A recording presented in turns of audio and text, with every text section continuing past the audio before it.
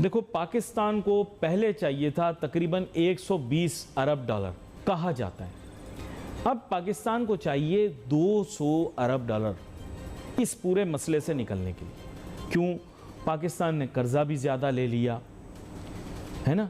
इसके अलावा पाकिस्तान का तिजारती खसारा भी बहुत बढ़ गया है, पाकिस्तान का जारी खसारा भी बहुत बढ़ गया है। ये फैक्ट आपको बता रहा हूँ। पाकिस्तान का गर्देशी कर्जा भी बहुत ज़्यादा बढ़ गया है। अब हमें to the tune of this amount चाहिए 200 अरब डॉलर। अफगानिस्तान और पाकिस्तान के दरमियान ये आपने देखा होगा एक बारीक सी चोंच बीच में निकली हुई है। देखा कभी पाकिस्तान अफगानिस्तान का नक्शा? उसमें एक चोंच निकली हुई है। वो अफगानिस्तान की ये चोंच निकली हुई है ना, हम बोल रहे हैं ये चोंच हमें दे दो। उसको कहते हैं वाखान। वाखान प्लेटो है वो, वाखान कॉरिडोर भी कह सकते हैं। ये अगर हमें मिल जाता है, ये लोग एग्री कर जाते हैं अगर, तो बाबा हमारा परफेक्ट काम हो जाएगा। यहाँ से CIS स्टेट्स के साथ डायरेक्ट रहा। पाकिस्तानी ऐसे ही सोचता रह जाता है कि हमको 2 मिलियन इधर से मिल जाए, 2-4 बिलियन उधर से मिल जाए, IMF से 1 बिलियन मिल जाए, इससे मिल जाए, उससे मिल जाए। हर तरफ कोई भी ऐसा नहीं होगा जहाँ पे इन्होंने प्रयास ना किया हो। हर तरफ प्रयास कर रखा है, जबरदस्त तरीके का प्रचार। इतना मतलब कुछ ही किसी को भी उम्मीद नहीं है। लेकिन सच्चाई यही है कि फिर अपने आवाम को बोलते हैं मुल्क नाजुक दौर से गुजर रहा है। फिर अपने आवाम को क्या बोलेंगे जी, हो नहीं पा रहा है, अब देख लो अब अपना।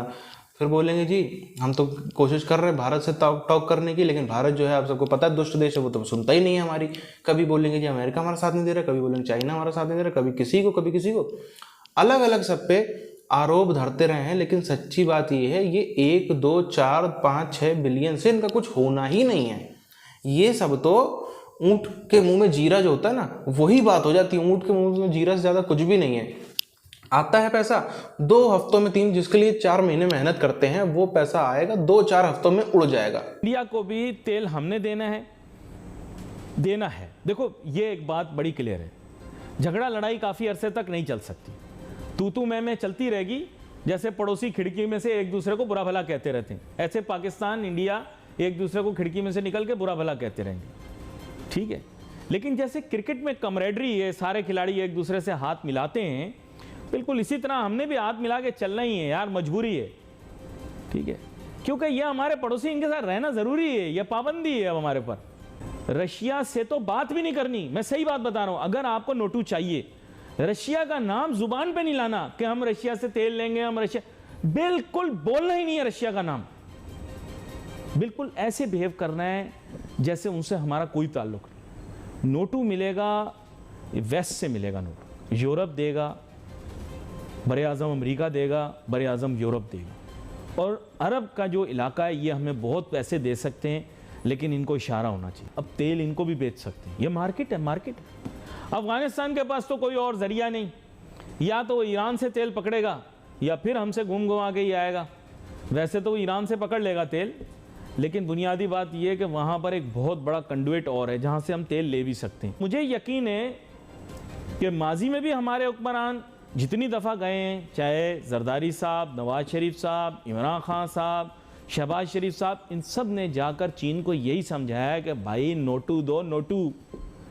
अब प्रॉब्लम यह है कि चीन नोटू देने से घबराता, हमें गाने बजाता है, हमसे भी बजवाता है गाने, लेकिन बात यह है कि नोटू सही से नहीं देता। और अरब लोग नाक पे मक्खी नहीं बैठने देते, तो उनको ज़रा सा भी आपने खफा किया ना तो वो आपको मुंह भी नहीं लगाएंगे। तो आता पैसा घर आती लक्ष्मी, घर आते पैसे जो हैं वापस चले जाएंगे। अल्लाह माफ़ करे, नौजुबिल्लाह गलत निकल गया मुंह से। तो पैसे आ रहे हैं घर में, आने दो नोटू। ये एक काम करना है, 10 अरब डॉलर यहाँ पर ले आए ऑयल रिफाइनरी में। अब तेल कहाँ से आएगा? अब बात ये बड़ी बड़ी डींगे हमने मारी हैं, सच बात यह कि तेल भी बाहर से ही आएगा। ये लोन की सूरत नहीं चाहिए हमें, ये हमको वैसे ही चाहिए नोटू जैसे हमें बैरूनी ताकतों से नोटू मिलता रहा है। हमें और पैसे भी चाहिए होंगे, इसीलिए वज़ीर आज़म शहबाज शरीफ साहब भरपूर कोशिश कर रहे हैं कि सऊदी अरब ने जो हमारे साथ कमिटमेंट की है 10 अरब डॉलर की ऑयल रिफाइनरी लगाने की, वो काम भी शुरू हो जाए।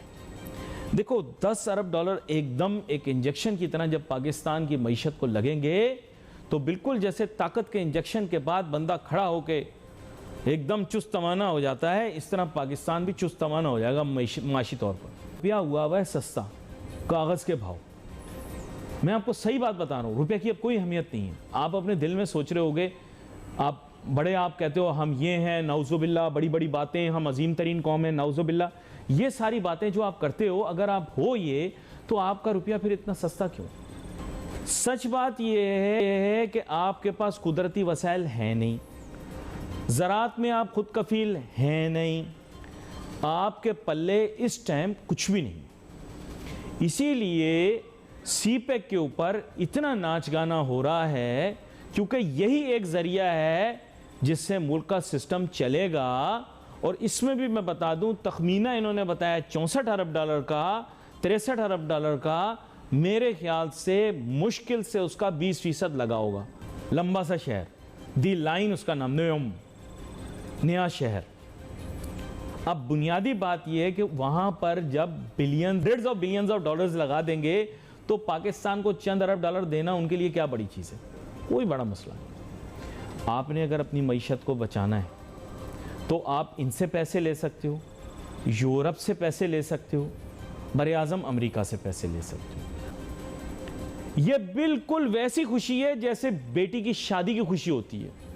बेटी की शादी होती है, लोग कितना खुश होते हैं, खुश होते हैं ना, होते हैं ना खुश। हाँ, बेटी की शादी पे सब लोग खुश होते हैं, लेकिन नोटू अपना ही खर्च हो रहा होता है उसमें। इसी तरह सीपेक पर हम बहुत खुश हैं, लेकिन नोटू हमारा अपना ही खर्च हो रहा है, अपना खर्च हो रहा है, हम खुश हो रहे हैं। देखो, इनके लिए हमें 10, 20, 30, 40, 50 बिलियन डॉलर देना कोई बड़ी बात नहीं अरब ममालिक के। मोहम्मद बिन सलमान अगर इतना बड़ा प्रोजेक्ट बना रहे हैं, न्योम के नाम से बना रहे हैं ना, पूरे सऊदी अरेबिया के अंदर आप देखें, एक लकीर से उसको जोड़ेंगे, एक शहर बना रहे हैं लकीर के जैसा। तेल अपन के पास कोई नहीं, तेल बाहर से ही आएगा। उसकी वजह यह है कि तेल तो भाई हमारे पास बड़ा इजी रास्ता है। देखो, तेल पाकिस्तान में नहीं मिलता, लेकिन जहां मिलता है वहां पे हमारा डाकखाना मिलता है। मुश्किल से चंद सौ मील के फासले के ऊपर तेल के सारे कुएं मौजूद हैं। सिर्फ दरमियान समुंदर है, स्ट्रेट्स ऑफ हुर्मुज़। जिसने भी तेल यहाँ से लेकर जाना है, उसने भी यहाँ पाकिस्तान के सामने से गुजरना है, जिसने लाना है उसने भी यहीं से गुजरना है। नोटू, जैसे मैंने आपको बताया, चाइना इतने देगा नहीं, हम जाके बात करके आ जाएंगे। वो बेटी की शादी वाली बात होगी कि हम खुश बहुत होंगे अपने खर्चे पे। हमें चाहिए नोटू, हमें देंगे कौन? जिनके पास है। वेस्ट के पास नोटू बहुत है, यूरोप के पास नोटू बहुत है, रशिया के पास है, लेकिन आप ले नहीं सकते हो। आपने लिया तो आपकी IMF से बिगड़ जाएगी, IMF से बिगड़ गई तो फिर अपनी हालत आपने देख ही ली थी। रशिया को तो नाम भी नहीं लेना कहीं गलत, रशिया को तो नाम लेना ही नहीं है कि रशिया से कुछ लेना है। इतनी ही मेहनत करते हैं। आप देखो, जितने मेहनती पाकिस्तान के प्रधानमंत्री रहे हैं, विश्व में इतने प्रधानमंत्री है, कहीं ना कहीं मानना पड़ेगा इतना मेहनती कोई नहीं हो सकता। क्योंकि एक वक्त के बाद सबकी हिम्मत जवाब दे जाती है कि भाई हम इतना लोगों के पास में गए, इतने लोगों ने हमको भगाया, अलग अलग जगह पे, कई जगहों पर एकदम जलील करके भगाया। पता ही नहीं चलता कि PM बन भी गए हैं। जो PM बनने के पहले जो इज्जत मिलती थी, PM बनने के पहले इन सब देशों में जाते थे तब भी कोई नहीं पूछता था। अब PM बन गए, PM बनने के बाद प्रोटोकॉल के साथ में जाते हैं तब भी कोई खास नहीं पूछता है, तब भी वही नॉर्मली बिहेव किया जाता है। हमको तो PM ही नहीं समझा जाता। होगा क्या आखिर इनका? आप देखो, जैसे जैसे पाकिस्तान की इकोनॉमी डाउन जा रही है, वैसे तो डाउन तो खैर पूरी दुनिया की इकोनॉमीज जा रही हैं, कोई भी उससे बचा नहीं है। अमेरिका भी नहीं बचा है, रशिया भी नहीं बचा है, यूरोप भी नहीं बचा है, चाइना भी नहीं बचा है। इंडिया में असर बहुत ज़्यादा कम है उसका। इंडिया में अगर जो हम लोग अभी यूरोप में जिस तरह का रिसेशन आ रहा है ना, इंडिया में वो आने लग जाए तो फिर इंडिया में हालत बहुत ज़्यादा ख़राब हो जाएगी। लेकिन इंडिया में वो नहीं आ रहा है, उसके अलग अलग कारण हैं। सिर्फ इंडिया ही एक लौता ऐसा देश है जो भारत पे नज़र रख रहा है ना, जो भारत को गौर कर रहा है, वो ये चीज़ देख रहा है कि यार ये अकेला ऐसा देश क्यों है जो दुनिया में वॉर होती है, सबका वॉर से नुकसान होता है और कहीं ना कहीं सबका ही होता है। जो देश उसमें इन्वॉल्व नहीं होते हैं उसका भी नुकसान हो जाता है, पर यहाँ पर हम देखते हैं इंडिया का फ़ायदा हो जा रहा है। तो कहीं ना कहीं एक सिद्धांत के रूप में भी जो भारत की हमेशा से संस्कृति रही है कि हमने किसी पे आक्रमण नहीं किया, वो इसीलिए नहीं किया क्योंकि हम हमेशा समझते रहे हैं कि जो ये युद्ध है, आक्रमण है, ये सब कहीं ना कहीं विनाश की तरफ ले आता है, सबका नुकसान होता है। आम लोग तो मरते ही हैं, कई घरों के दीपक बुझ ही जाते हैं, साथ साथ में अपना भी नुकसान होता है, सामने वाले का भी नुकसान होता है। तो उससे अच्छा है अगर बीच का रास्ता निकल जाए, ऐसे ही मिल बैठ के बात हो सकती है, बात बन सकती है, काम चलाया जा सकता है, तो फिर आखिर क्या ज़रूरत है इतना परेशान होने की। विश्व भी ये चीज़ देख रहा है, और विश्व उससे ज़्यादा देख रहा है कि यार पेट्रोल भी इन्होंने ले लिया, उसके बाद भी ये अमेरिकन कैंप में है। रशिया भी दुश्मन नहीं मानता है इंडिया को, अमेरिका भी इंडिया को दुश्मन नहीं मानता है। ये सब वो चीज़ें हैं दुनिया को मजबूर कर रही है भारत की तारीफ करने के लिए इस ग्लोबल रिसेशन के टाइम पे।